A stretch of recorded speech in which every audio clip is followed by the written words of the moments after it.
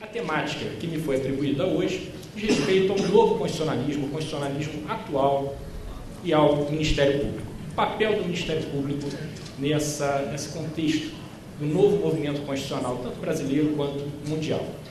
Eu subdividi minha exposição em três partes.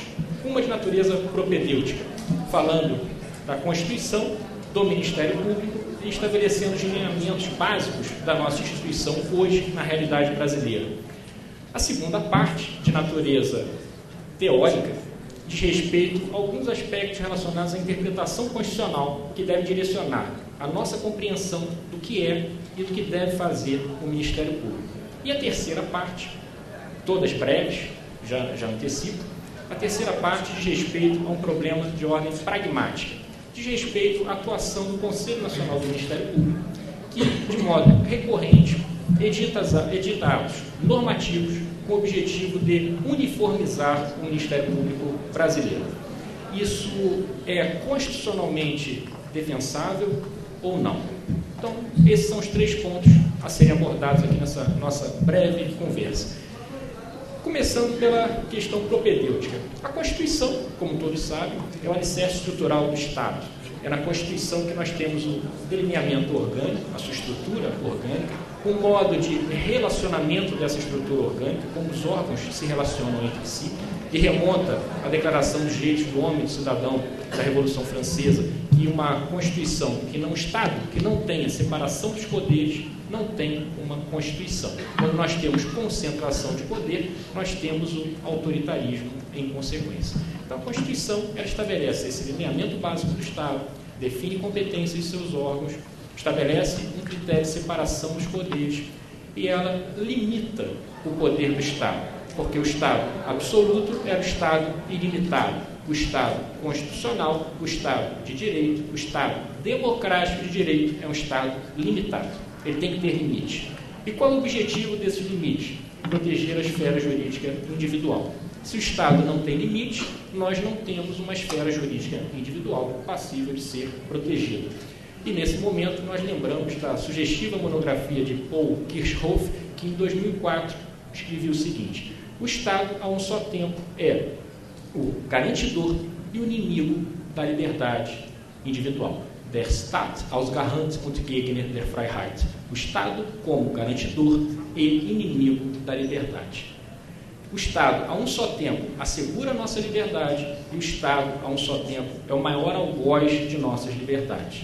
Nós temos ramos específicos da justiça brasileira abarrotados de ações contra o Estado, porque o Estado é o maior descumpridor da lei no Brasil e essa realidade pode sofrer certas nuances em países de maior nível de desenvolvimento, mas não destoa completo. O objetivo de uma ordem constitucional, acima de tudo, é proteger o indivíduo do Estado, do Leviatã de Hobbes, porque o Estado avança e nós precisamos ter mecanismos de contenção. Hoje, nós já temos estudos avançados e aplicados na prática, inclusive pelo nosso Supremo Tribunal Federal, em relação ao que os germânicos denominaram de Drittwirkung, a eficácia em relação a terceiros, a eficácia dos direitos fundamentais em relação a agentes privados. Também os agentes privados, quando se colocam numa posição de superioridade, também eles devem observar os direitos fundamentais. E a partir dessa base teórica, nós temos o desenvolvimento de diversas iniciativas em solo brasileiro, voltando a pautadas à sua materialização. O próprio Código de Defesa do Consumidor, em sua concepção, diz respeito à proteção dos particulares em relação a outros particulares, porque os particulares, quando estão alçados a um patamar superior, a uma hegemonia de poder e uma hegemonia argumentativa, eles fazem com que cesse a igualdade, cesse a livre disposição de vontade e automaticamente nós temos um desequilíbrio na relação jurídica. E a partir do reconhecimento dessa possibilidade de que certos particulares sejam alçados a um nível superior aos demais, nós precisamos de mecanismos de proteção. Então, a eficácia dos direitos fundamentais nas relações privadas parte desse princípio.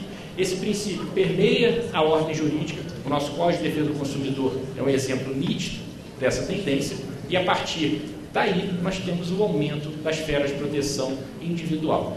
Agora, se nós temos uma ordem constitucional que estrutura o poder estatal, que consagra a separação dos poderes, que estabelece limites para a atuação do Estado e que protege o indivíduo desse mesmo Estado, nós precisamos ter mecanismos que tornem efetiva essa previsão normativa.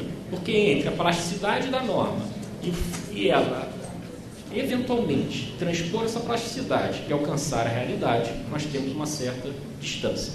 Então, nós precisamos ter instrumentos que garantam essa transposição. E dentre os instrumentos que a Constituição brasileira previu para assegurar a proteção individual, assegurar que a administração pública caminhasse nos trilhos da juridicidade, conceito cunhado por Merkel, que absorve toda a sorte de regras, princípios, todos os comandos que estabelecem a limitação e o direcionamento da administração pública, para que isso se torne efetivo. Um desses instrumentos, na realidade brasileira, é o Ministério Público. E a nossa instituição foi incumbida pelo artigo 127 da Constituição de 1988 de defender a ordem jurídica, o regime democrático e os interesses sociais individuais indisponíveis.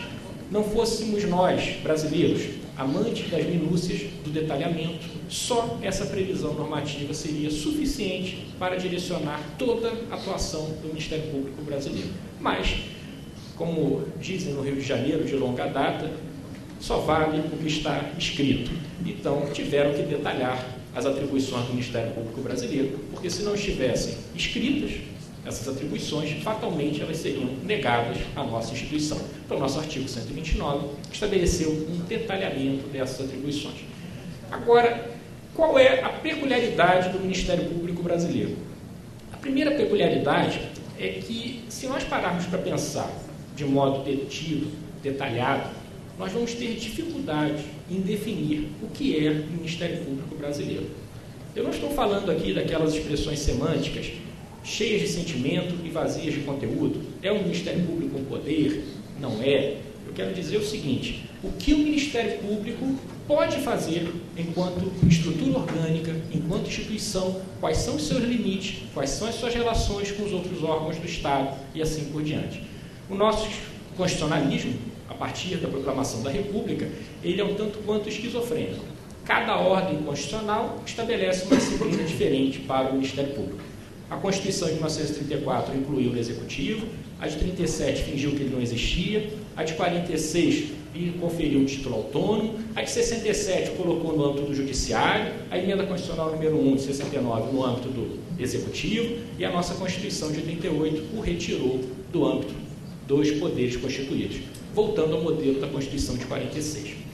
E aquilo que pode parecer estranho, que é incluir o Ministério Público, por exemplo, no âmbito do poder legislativo, já foi feito na Venezuela. Os venezuelanos raciocinaram do seguinte modo: olha, se o Ministério Público zela pelo primado da ordem jurídica, zela pelo primado da aplicação das leis, nada mais natural que incluí-lo no poder que cria a lei. Porque o poder cria a lei, o Ministério Público fiscaliza a aplicação da lei. Então, na Venezuela, o Ministério Público já foi incluído no poder legislativo. A realidade que nós temos hoje é que nós fomos dissociados dos poderes do Estado, fomos separados. Nós não estamos dentro do Executivo, não estamos dentro do Legislativo e não estamos dentro do Judiciário. Agora, quando nós nos sentamos com técnicos do governo para negociarmos um orçamento, limites, etc., pode o Executivo mexer na proposta orçamentária que nós encaminhamos para o Executivo integralizar junto com as propostas de demais poderes, do Tribunal de Contas e repassar ao Legislativo? Ele pode mexer nessa proposta ou não? Para um técnico do Executivo, é impensável que o Ministério Público seja outra coisa que não poder legislativo, executivo ou judiciário, porque o artigo 2º da nossa Constituição só prevê essas três figuras. Então nós damos um cubo na mão do técnico e mandamos ele encaixar num quadrado. Depois de tentar muito, ele não consegue. Então, ele tem que nos encaixar em algum lugar. Como nós não julgamos, nós não legislamos, é natural que ele nos encaixe no Executivo, porque nós tornamos efetiva a lei, nós aplicamos a lei com a nossa iniciativa, com a nossa atuação funcional. E hoje, nós já temos, inclusive, precedentes do Supremo Tribunal Federal dizendo que o Ministério Público estaria no Executivo. Não precedente discutindo especificamente essa questão, mas como obter dictum. O que o Supremo Tribunal Federal não nos explicou é como o Ministério Público pode estar inserido no Poder Executivo, Se não há escalonamento hierárquico, se não há poder de supervisão, se não há sequer poder de orientação, como o Ministério da Justiça tem em diversos países europeus em relação ao Ministério Público. Então, nós temos esse primeiro problema, o que é o Ministério Público. Segundo problema, o Ministério Público, em que pese não integrar um poder, ele não tem personalidade jurídica de direito público. Também, do mesmo modo que o Poder Judiciário não tem personalidade jurídica de direito público. É uma estrutura orgânica. Então, nós já sabemos que o Ministério Público é um minus em relação à pessoa jurídica de direito público. Agora, o Ministério Público pode ser visto como um órgão despersonalizado, como uma secretaria qualquer? Não. O Ministério Público é um plus em relação a um órgão despersonalizado. Por quê? A nossa Constituição otorgou, de modo expresso, autonomia ao Ministério Público. Autonomia administrativa, autonomia funcional e, pela sua estruturação, autonomia financeira. E a nossa Lei Orgânica Nacional, a Lei 8.625, tornou expressa essa autonomia financeira. Se nós somos autônomos, nós não podemos ser vistos como órgão despersonalizado. O Ministério Público é um plus, é mais que um órgão despersonalizado. O Ministério Público pode, por exemplo, adquirir bens, pode contratar serviços, independentemente de qualquer orientação, de qualquer balizamento estabelecido por um poder qualquer, principalmente o Executivo. A ingerência que o Executivo hoje tem na nossa instituição é semelhante à ingerência que ele tem no Poder Judiciário, ao escolher desembargadores, ministros e etc. Aqui conosco, ele escolhe o Procurador-Geral de Justiça. Então, essa é a ingerência do Poder Executivo em relação à nossa instituição. Então, nós somos um plus em relação a um órgão despersonalizado, na medida em que podemos praticar atos e gerir a nossa instituição. Agora, a nossa autonomia, ela nasceu com uma grande amplitude com a Constituição de 1988. Essa autonomia, ela não tinha praticamente limite. Até que com a emenda constitucional número 45, nós tivemos a criação do Conselho Nacional do Ministério Público. Obrigado.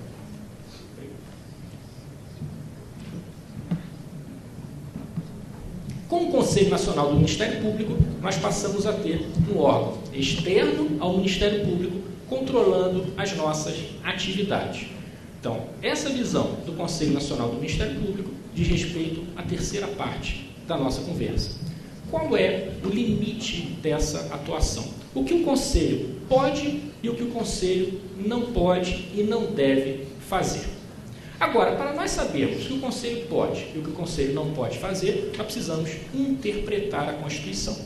Em termos de interpretação constitucional, o Ministério Público ele detém um poder muito grande. Por que o Ministério Público detém um poder muito grande? Porque nós possuímos uma garantia chamada de independência funcional. Se nós temos independência funcional, no exercício de nossa atividade finalística, nós podemos interpretar todos os textos normativos editados pelo poder competente, a partir dessa interpretação, alcançar o conteúdo de normas jurídicas e aplicar essas normas jurídicas. E a independência funcional tem sido também levada a extremos. Vejam, no âmbito de um Estado de Direito, nós não podemos ter direitos, garantias absolutas. Nós precisamos ter um sistema de inter-relação recíproca, de modo que um contenha o outro e todos juntos alcancem o objetivo de interesse coletivo. Não há uma garantia que seja fim em si mesmo. Agora, a independência funcional, hoje, no Ministério Público Brasileiro, é vista sob o signo da soberania. Nós podemos fazer tudo. Ninguém pode dizer nada. Isso é o que é visto. Hoje, o membro do Ministério Público não admite ingerência externa. E a partir do momento que nós temos uma ordem constitucional que consagra a ideia de unidade, nós temos um problema a enfrentar. Como nós podemos ter unidade se cada um faz o que quer? É difícil compatibilizar referenciais de unidade com ampla, plena e restrita independência funcional. Essa é uma grande dificuldade que nós temos hoje. Nós temos um problema nacional que diz respeito à reengenharia dos órgãos de execução, à racionalização da nossa atribuição. Eu, de longa data, defendo que racionalizar a atuação do Ministério Público sem reorganizar os órgãos de execução pode redundar em estímulo ao ócio. Se o colega deixou de exercer X, Y, Z atribuições, ele que tem que ter uma compensação de outras atribuições em benefício da coletividade. Se nós não temos essa compensação, nós temos um estímulo ao ócio. O problema é que a racionalização é popular entre os colegas, a reengenharia é impopular. Todos os colegas apoiam a racionalização, eles ficam com mais poder nas mãos para avaliar quando devem atuar, mas eles não querem receber nada em troca. Eu sei que toda generalização, ela beira aquela linha limítrofe da leviandade. Existem centenas de milhares de pessoas que não pensam assim, que querem recompor suas atribuições em prol do interesse coletivo, mas existe uma massa considerável que não aceita isso. E se nós pararmos para pensar que nós temos um processo eletivo interno, nós já podemos intuir que essa mistura é explosiva. Medidas impopulares inviabilizam processos eletivos internos. Então, isso é um problema que nós enfrentamos hoje. E a questão da independência funcional, ela foi levada a um extremo muito interessante numa decisão do Conselho Nacional do Ministério Público sobre um processo de racionalização, se eu não estou enganado, não sei se foi do Rio de Janeiro ou do Paraná, em que o Conselho utilizou a seguinte expressão, que é uma pérola. O Ministério Público não pode determinar que o seu membro atue nesse ou naquele processo, determinar que atue, não como atuar. A pessoa recebe uma remuneração, então a instituição determinou que atuasse. Você tem que atuar aqui. Não, eu acho que não... Não, você não acha nada, tem que atuar. Atua do jeito que lhe parecer melhor, mas você tem que atuar. E o Conselho Nacional do Ministério Público disse que isso não seria possível, porque uma determinação dessa natureza feriria a soberania da independência funcional. O que o Conselho Nacional do Ministério Público não sabe e deveria saber é que nem a soberania no Estado contemporâneo é incontrastável. Nem ela. No paradigma europeu, nós temos transferência de poderes soberanos dos Estados-membros para a União Europeia. Se nós tivermos uma norma brasileira que oficialize o genocídio, nós vamos ter uma intervenção de forças armadas em solo brasileiro. Então, nem a nossa soberania é incontrastável. Mas, na visão do Conselho Nacional do Ministério Público, a nossa independência funcional é incontrastável. Palavras do Conselho: soberania da independência funcional. Isso pode soar muito interessante sob a ótica de cada membro do Ministério Público concebido em sua individualidade. Afinal, é muito interessante nós termos um poder ilimitado. Nós temos a nossa remuneração, recebemos a remuneração mês a mês, atuamos onde quisermos e como quisermos. Vejam, a decisão do Conselho não diz respeito à nossa liberdade valorativa em relação a uma situação fática qualquer. A decisão do Conselho diz respeito à nossa irrestrita liberdade de decidirmos se vamos ou não trabalhar. E isso pode ser nefasto para a nossa instituição concebida coletivamente. Porque a nossa imagem junto à opinião pública, os resultados que nós oferecemos à população é que sustentam o Ministério Público, que é uma instituição por si só impopular. A atuação do Ministério Público é impopular. Impopular em que sentido? Impopular em relação àqueles que têm os interesses atingidos.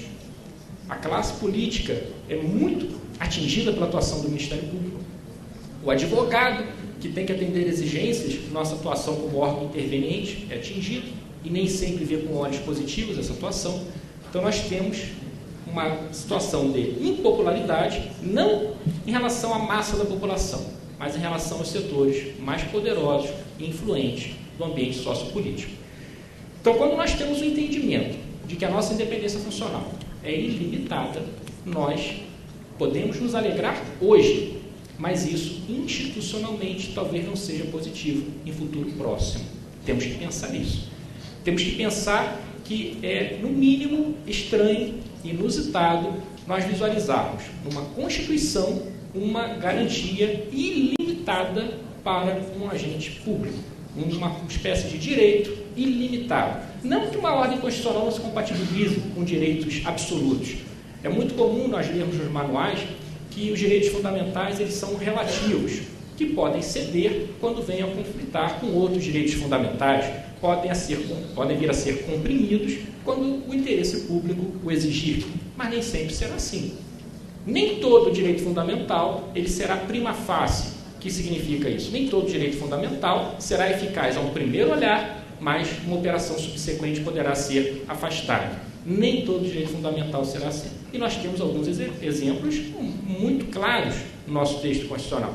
A proibição de tortura, por exemplo, é uma proibição absoluta, tanto no Brasil quanto fora do Brasil. Não se pode torturar, ao menos no padrão civilizatório já sedimentado no Ocidente. A impossibilidade da lei penal retroagir é um direito absoluto de todo indivíduo. Por mais grave que seja a infração, a lei penal não pode retroagir para penalizar o seu autor. Então, são exemplos de direitos absolutos. E por que se alcançou o entendimento de que esses direitos são absolutos? Porque nós passamos a interpretar o texto de acordo com a realidade do ambiente sociopolítico, de acordo com os padrões civilizatórios sedimentados no Ocidente, de acordo com a nossa história. E aí nós temos o primeiro passo em termos de interpretação constitucional. O texto nunca, jamais se confunde com a norma.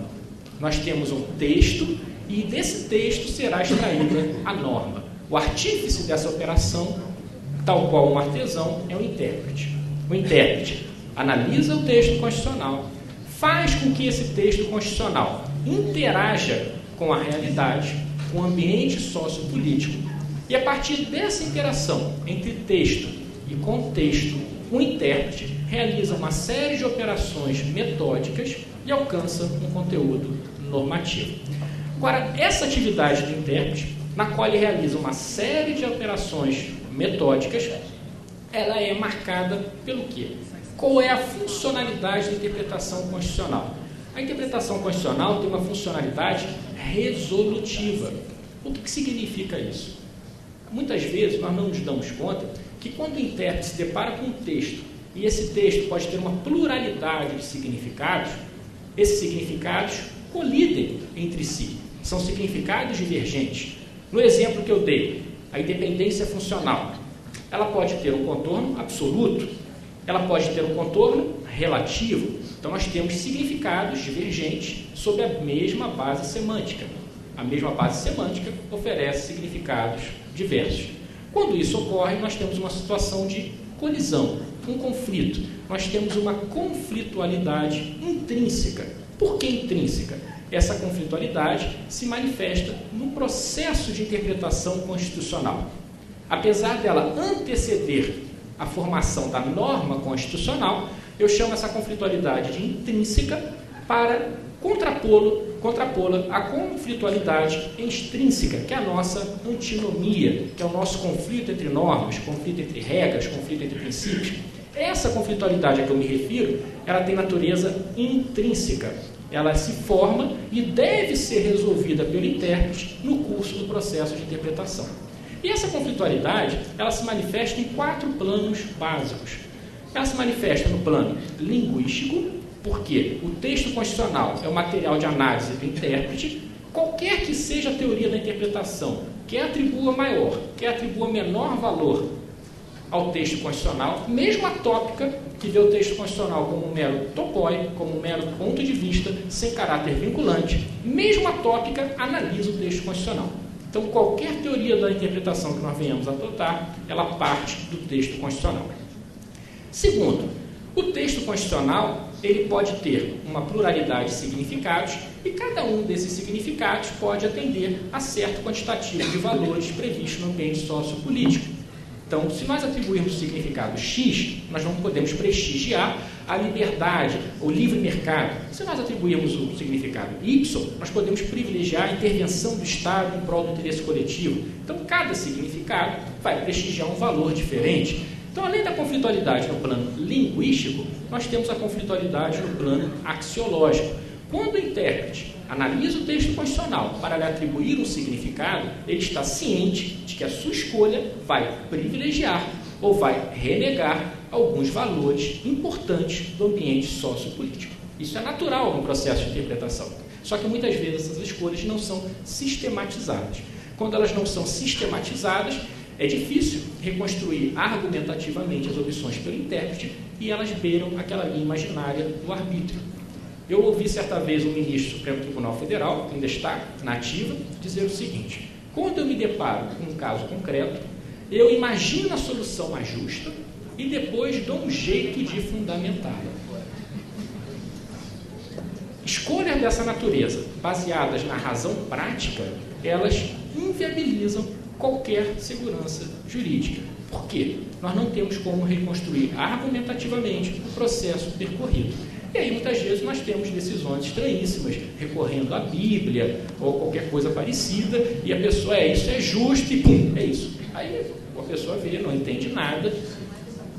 Há uns dias atrás, a minha esposa fez uma pergunta sobre uma certa reportagem que apareceu na televisão. Mas o Supremo vai derrubar isso. Eu falei para ela, não sei. Se você quiser saber tecnicamente, isso é insustentável, mas eu não sei se o Supremo vai derrubar isso, porque existem outros componentes. Esses componentes nem sempre são visíveis aos olhos do espectador. Nós muitas vezes não sabemos no que o tribunal se baseou para alcançar aquele resultado. O que nós devemos fazer é, enquanto intérpretes da Constituição, que somos, nós temos a sociedade aberta dos intérpretes da Constituição, como dizia Heberle, e nós, principalmente, esse é o nosso material diário de trabalho, nós temos que lembrar que precisamos trabalhar argumentativamente para conferir maior solidez ao resultado alcançado. Então, a conflitualidade, ela começa no plano linguístico, o mesmo texto pode receber uma pluralidade de significados, ela avança para o plano axiológico, ela alcança o plano teleológico, toda norma tem um fim, então é natural que a partir de certos significados nós venhamos alcançar um fim distinto que seria alcançado com outros significados. Então nós temos uma conflitualidade também em relação aos fins. A lei de introdução ao direito civil brasileiro, a atual denominação dela, ela dispõe que toda a lei deve ser interpretada com os olhos voltados